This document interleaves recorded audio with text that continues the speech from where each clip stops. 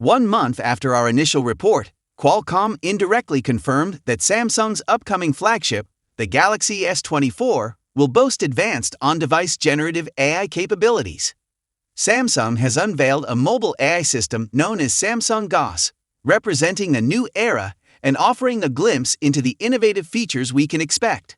Although the specific device introducing Galaxy GOS has not been explicitly mentioned, Samsung hinted that this feature will be available on AI-powered smartphones in the future, potentially coinciding with the release of the Galaxy S24 Series.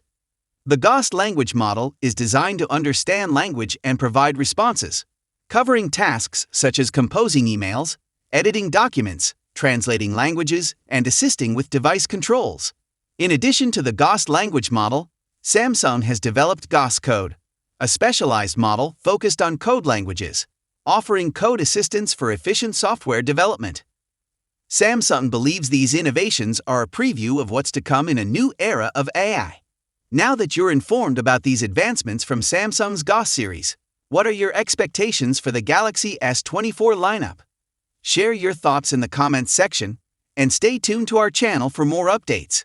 Looking forward to the next video. Until then, take care and goodbye.